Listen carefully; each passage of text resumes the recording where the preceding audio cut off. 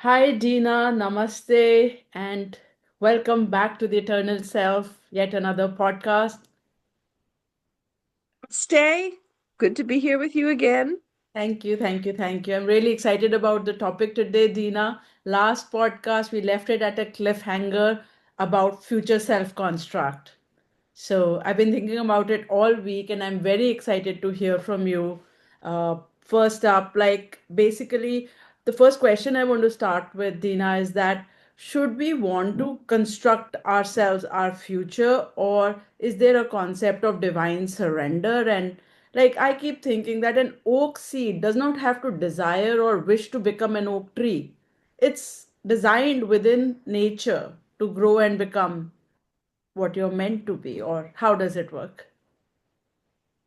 I think there's the whole process of karma unfolding, but I think that if one does self-examination, you see the things about yourself that you want to change, and those are the things that you work on this life. But in that process, you are becoming your future self. You are, in other words, if you have habits that you want to change that you work on, you won't be taking those habits into your future. If you have habits you want to cultivate, for example, if you want to cultivate meditation as a habit, but it's difficult, but you spend a lifetime working on it really, in your next life, meditation will be a natural part of who you are. I mean, Krishna says that in the Gita, that no step is lost, that you whatever you accumulate in this life, you bring into the next. That goes for the positive and the negative. So as you go through your life, you are creating your future, either by reinforcing your negative habits, in other words, not healing relationships that need to be healed, but at the same time, you're also creating your positive habits. So it's a matter of doing it more mindfully rather than just reactively. Okay, I get So it. it's just about being more mindful of the things that of who it is. I mean, it's useful to think of who is it I want to become. Right. We all have things that we want to improve. Yes. Uh, so it's not a matter of saying, oh, I want to be rich in my next life. I mean, that's not what I'm talking about. I'm talking about sort of as you go through life, consciously, more mindfully shaping the future you want for yourself. And that goes a future in this life when you're young, it's a future in this life. And as you get older, you begin to sort of see the pathway ahead. You begin to see your next incarnation and you begin to see what's the logical next step for you. It's all just like very logical. What's the logical next step for you? It's easier for you, Dina, that you can see your future life. Not everybody is that blessed to be able to see where they're going to wind up after they're gone from here. The matter of self-reflection, you can intuit. And that's another thing is cultivating that intuitive faculty. But again, it happens as you go through life. There are many different stages in life. And in the early years, you're very busy sort of finding your place in now. What is it? How am I going to contribute? How am I going to support myself? Those are the few decades in the middle, your 20s and 30s and 40s, even sort of coming into your current work, and then you begin to and it and it and there are many different stages in life. Even people in their 30s can look back and see how they've grown and changed. Right.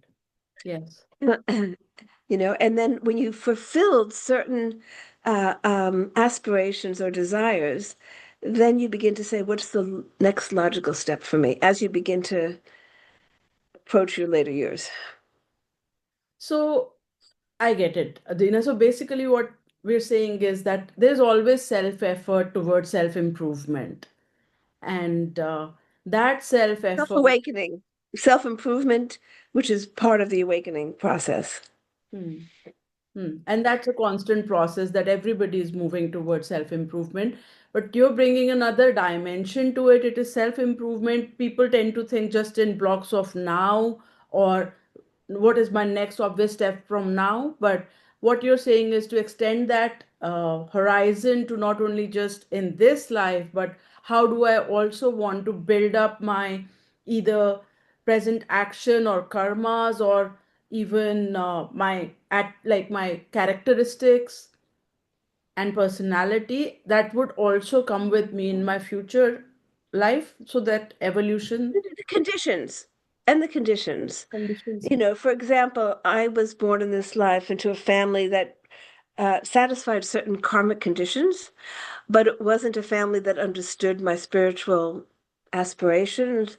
It wasn't a vegetarian family. From a young age, I wanted to be vegetarian. That was very difficult for me. I had to eat meat as a child, which I hated. And for many years, my family had a very difficult time with my spiritual leanings. And so that was work. That was some of the work I had to do in this life. But I see going forward that work has been done. I will be born into a family more conducive, more supportive of my spiritual leanings And in is the that, future. sorry to cut you, Dina, I'm curious to know, is that by virtue of design that you're planning that next life I want a conducive family? Or is that, I thought it's more like souls work in constellations. We've heard that we keep coming back together and That's also true. There are um, souls that meet, again and again, but who've had a past together. I mean, the people that it's interesting, the people that I've been close to in my early life, I know we have a past together. People I'm meeting now who I'm becoming close to, I see we have a future together. I'm wow. meeting people that it's like, oh, I see our future together in our next birth. So, it's who designs our life? I mean, they're karmic conditions. In other words, but I'm not talking about the ego. I'm talking about the soul.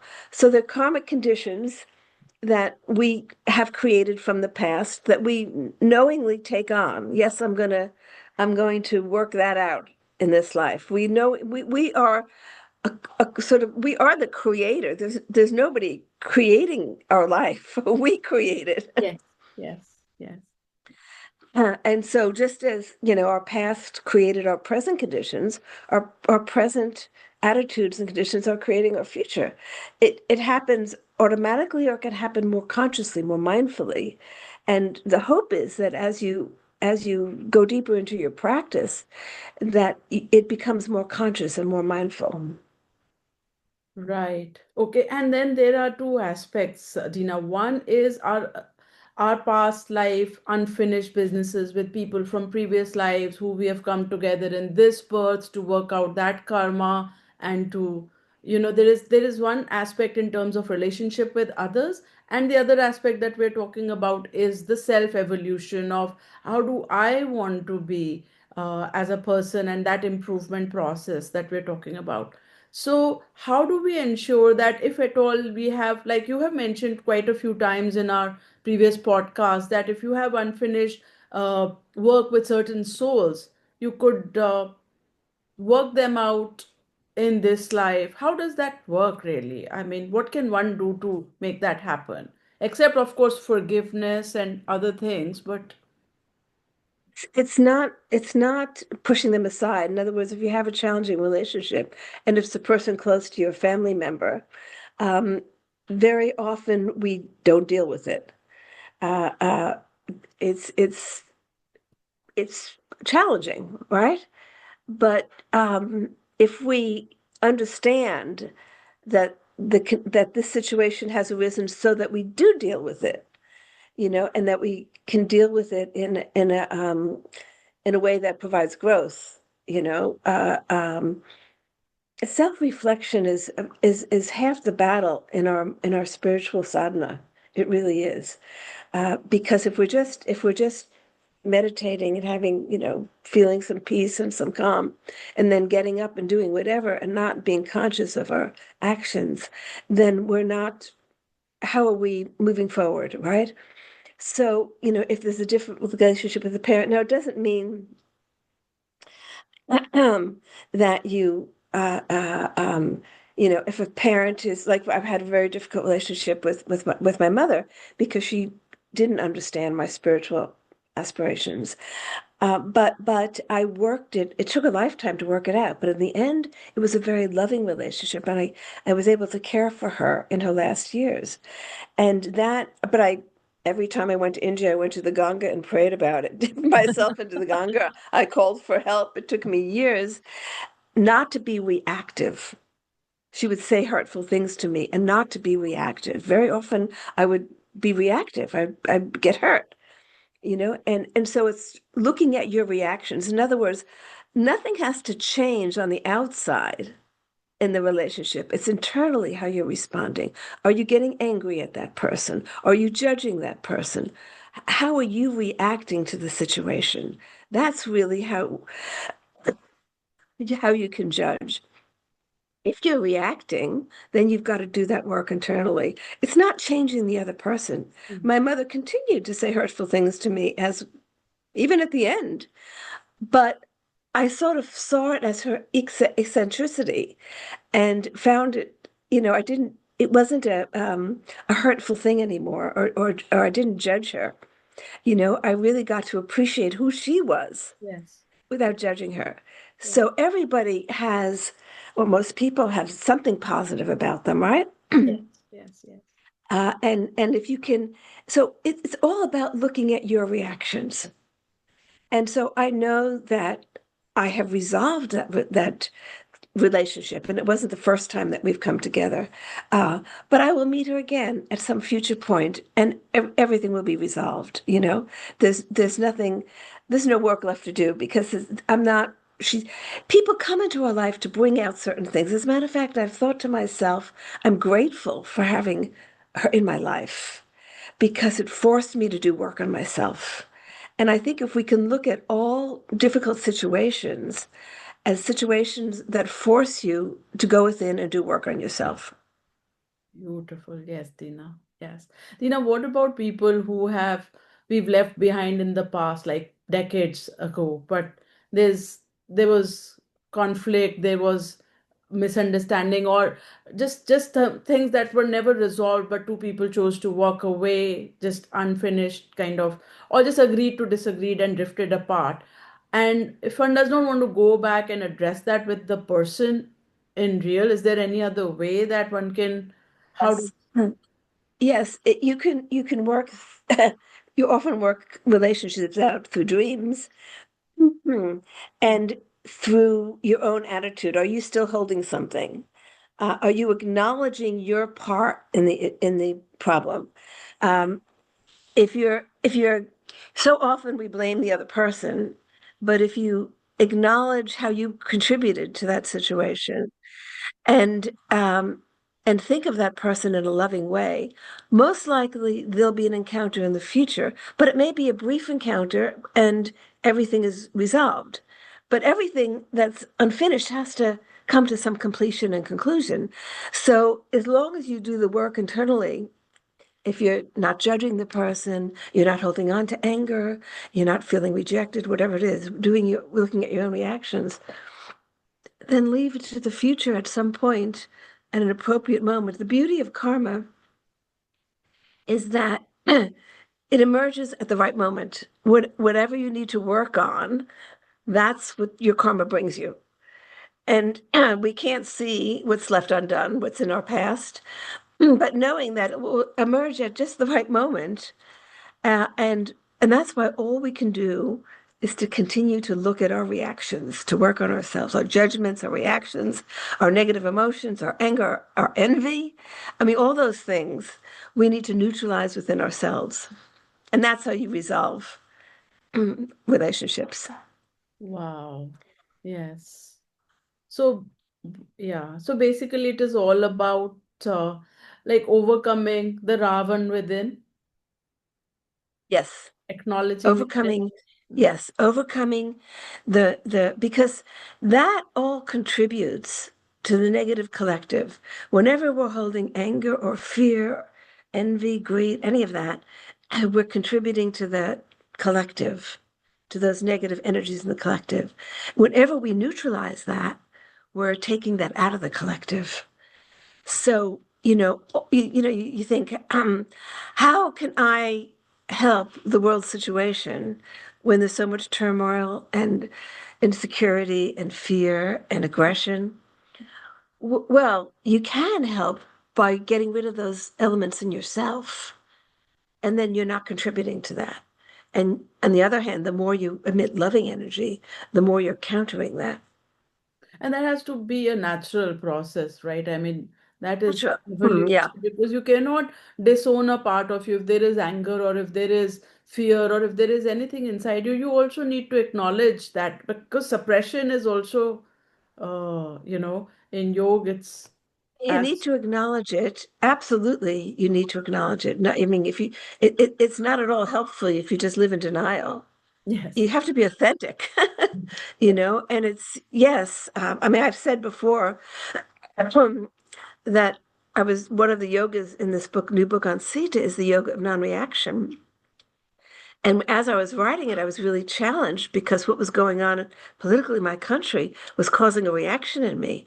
And I had to really reflect on, and there are several chapters in the book about this. Hmm. How do you counter, how do you counter what we call evil, How do we counter hostility and aggression and harm, and yet not react or not react internally? That's a huge challenge, a huge challenge. It's not something easily accomplished, achieved. And I look back to Ram and Sita in the battle with Lanka for my inspiration there.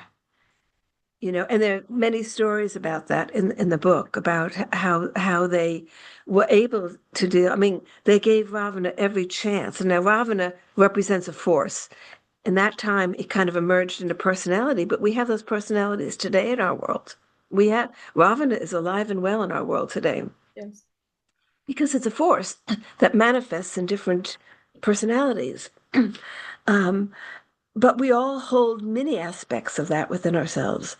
And so the more we can clear those many aspects, that's one of the ways. And this is what Sita counsels a lot. The more we can, in our own environment, clear the field, the more we're helping their work on the grander level of clearing the collective field. Yeah, because I'm at a stage where I'm thinking it is also, sorry. I have to step out for 1 second. Yeah, Can we sure. take a pause? Yes, Dina. So we were talking about lost my train of thought. We were talking about the Ravan within and the that it exists. So It is within, so it is without. The outer world is a mirror of the inner. right. So Dina, I wanted to know. So see, ultimately, I think it is all leading to getting to a place of uh, all is one or love is real. Only love is real. Everything with compassion, everything with a good heart, and understanding that we are all one. I think at different stages we'll unlayer this whole concept at a deeper and a deeper level. I mean, that realization will keep evolving over time and may be different for different people at different stages. But I also want to, earlier I would sometimes, and I see a lot of women especially around, that to keep the peace you would not even speak your mind. You're seeing some kind of injustice or something, but for the sake of being compassionate or kind or something, you're not even, how does one remain authentic in their expression yet at the same time not be hurtful towards, like, I don't know if I can explain. So it's uh, well, are you asking how you can address challenging issues? I mean, it's very important to acknowledge and address, not to be put blinders on, not to be uh, uh, to hide your head in the sand, so to speak. Yeah. That's not the way. But also, we see many people, and I see this in the activist world, many people just hold a lot of anger at injustice. And that's one of the challenges is how can you, I mean, it takes a lot of practice, I think, spiritual practice and spiritual maturity. But for example, someone like Gandhi didn't hold anger, Yes. and yet he addressed great injustice. And I mean, he's not the only example. I mean, but they're, you know, typically when you see people fall into that anger, and that is harmful to the self, and it doesn't help the situation. It's understandable, but it's something that we all need to work on. Coming from so in the book, um, there is a point when Sita sees all the injustices in Lanka, Hmm. and anger arises in her. And because of that, the earth was about to erupt, and Parvati has to come and calm her down. And Parvati reminds her of the time when she also, as Kali, had that wrath, and Shiva had to come and calm her down. Hmm. And and so that was an interesting part of the book because that does arise, you know. But then again, we have to have that part of ourselves that calm, you know, that comes to sort of enable us to address the injustices without allowing that to erupt, because that's not helpful. Yes, this is And huge. Sita realizes that as her anger erupted, many innocent people would have been hurt had the earth erupted. So there are many issues like that in the book that are where these are struggles that we all have to deal with, and it's a fine line, you know. What is righteous anger, you know? And then at one point, Sita says that as long as you're unmoved inside, in other words, you have to be both an observer and an actor, but you have to hold both roles. Once you become only the actor, not the observer, you get lost. You get lost in the external world. So holding both roles, acting and being the observer, is really the key. And so much is about balance.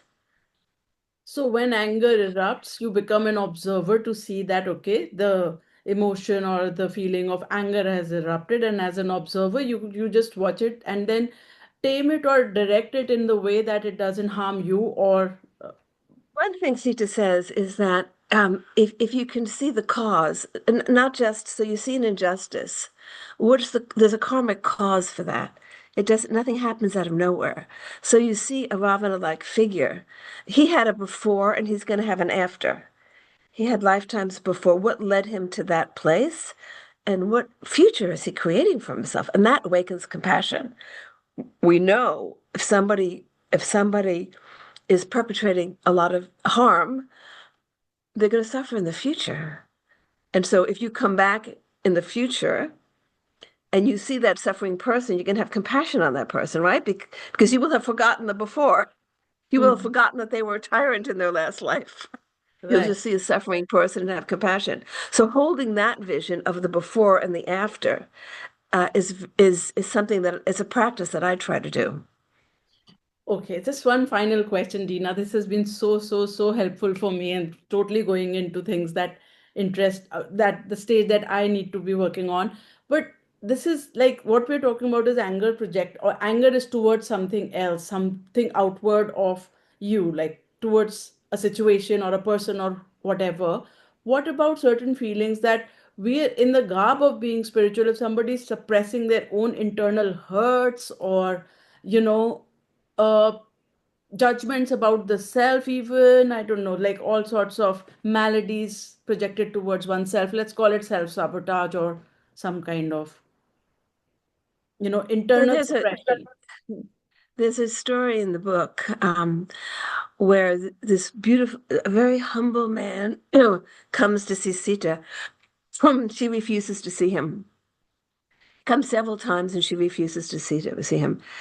And Soma, Sita's attendant, says, Mata, you see everybody. Why are you not seeing this man? He so desperately wants to meet you, and he's humble. I've searched through his soul. He's not a judgmental person about anything. And Sita says, only so he judges himself.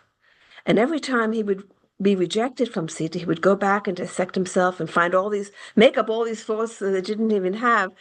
And then, until he realized that that was the mind, and he disassociated from the mind and said, I am not the mind. All the self-judgment, that's not me. That's just the mind doing its thing. And then he entered a beautiful state, and Sita came to where he was and met him, and he entered samadhi, Wow. just seeing her. And Soma says when she's telling the story, if she had not rejected him, he wouldn't have gone through that process to realize that all his self-judgment was just the mind doing its thing. And that's not who he was. He's not the mind. So we have to come to the point when we realized that we're not the mind. And we sit in meditation and the mind's all over the place, but that's not who we are. That's just the mind. And you're not supposed to suppress thoughts. You're supposed to observe them. Let them come and go. And the more you're able to be the observer, the more quickly they come and go. And you don't spend 20 minutes on a train of thoughts. So it's a matter of disassociating from the mind.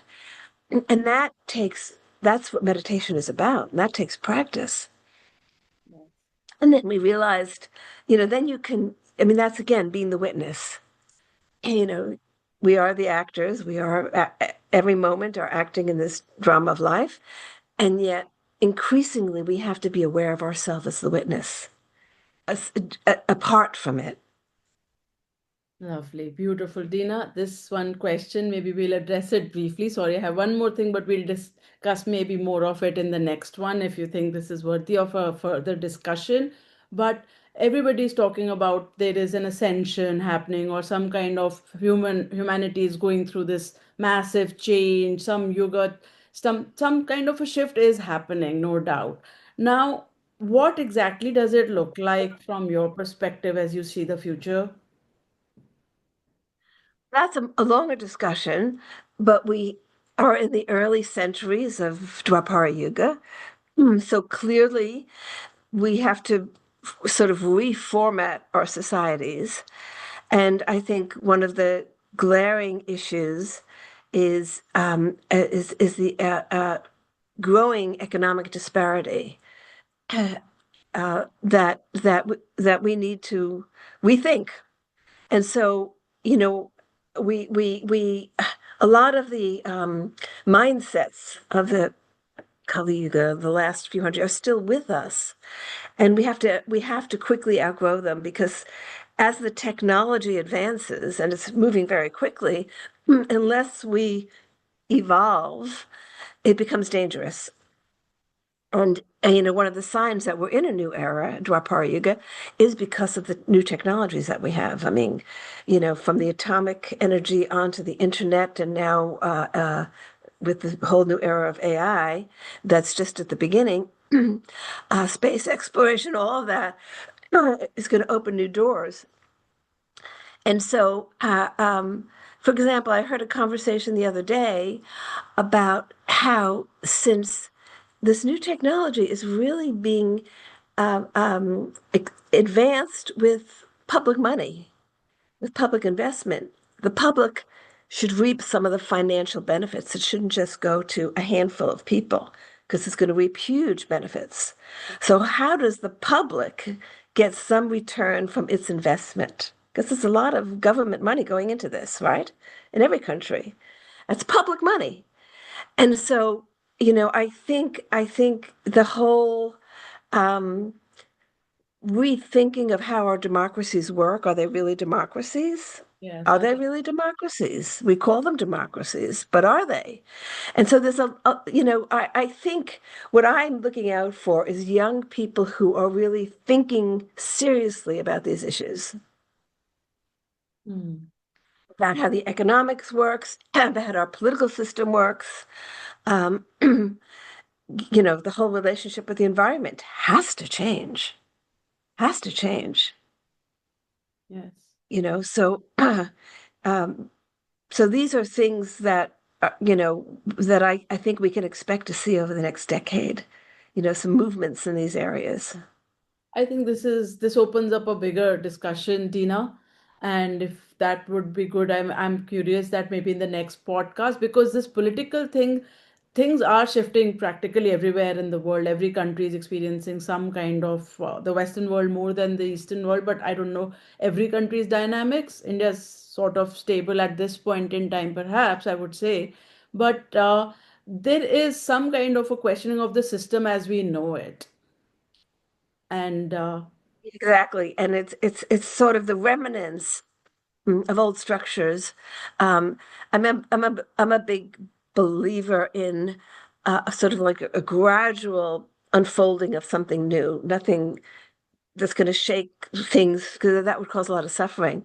But the emergence of new thinking that grows and grows and grows and takes on so that a lot of people suddenly wake up and say, yeah, that's what we need to move toward.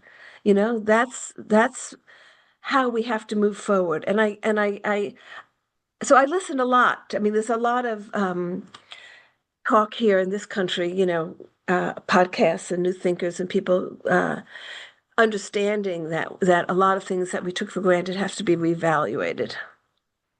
great. So that's for a future conversation. Yes, for next Monday, Dina. I'm looking forward to it, talking more about it because all these economics ultimately also determine financial markets, which is where my interest lies as a profession and all of those things. So it all comes up together quite nicely. So I look forward to our discussion next Monday. And thank you so much for your time today. See you next week. See you Bye then. bye. Bye Bye. for now. Thank you. Bye now.